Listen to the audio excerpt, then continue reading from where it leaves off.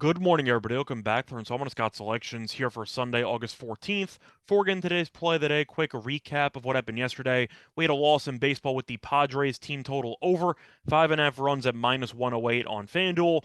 One of the most frustrating baseball losses of the year. San Diego had runners in scoring position basically every inning. They went 2 for 12 with runners in scoring position, and they left 13 men on base. They also scored no runs against Washington's bullpen, but they had a bunch of chances, couldn't generate any big hits. They had a couple of home runs, both solo, of course, because if there was a guy on base, we probably would end up winning. But San Diego finished with three. They lost the game outright. We also got kind of robbed out of an extra inning draw. And I'm not saying that San Diego was going to score 3 runs in extras, but Soto clearly threw him out at the plate, and they called some type of catcher blocking rule, which was really atrocious, which gave Washington the go-ahead run. I don't agree with the call. I think it was a terrible call, and we might have had a shot at extras, but unfortunately, we did not, and San Diego just could not generate any big hits whatsoever, and we picked up a loss. So look for a bounce-back winner here on Sunday. And for today's play of the day, going to pivot and talk about the WNBA. Look at an afternoon game between the Storm and the Aces, taking place at around 3 p.m. Eastern Time. And for this matchup, we like the Aces, -5.5 at -110 on DraftKings. Time recording of 1 a.m. Eastern Time. Couple reasons why I like the Aces in this spot.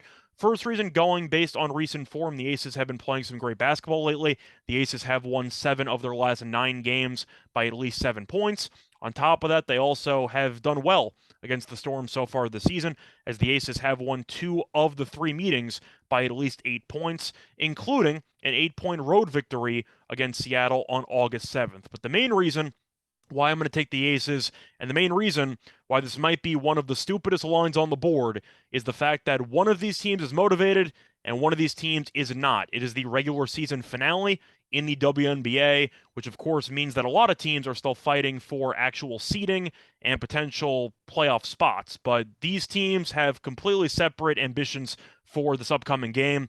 Vegas is currently tied with Chicago for the number 1 overall seed. However, Vegas does own the tiebreaker, so if Vegas wins this game, they will officially be the number 1 overall seed.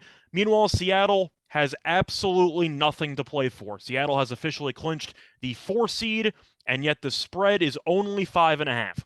And if Seattle is going to prepare properly for the playoffs, because they're guaranteed to be in the middle of a home series, or have home court advantage, I should say, against Washington in the first round, I don't know why any of Seattle's starters would play in this game, or especially not Breanna Stewart and Sue Bird.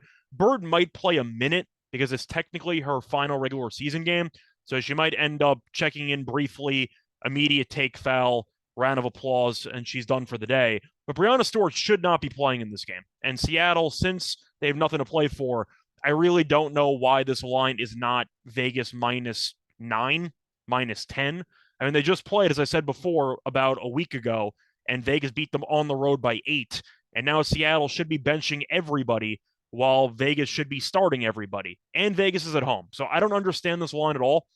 I think it's an absolute bargain, and I'm gladly going to take it. Plus, to go through some trends, the Aces are 4-1 ATS in the last 5 meetings. So the Aces have done well recently.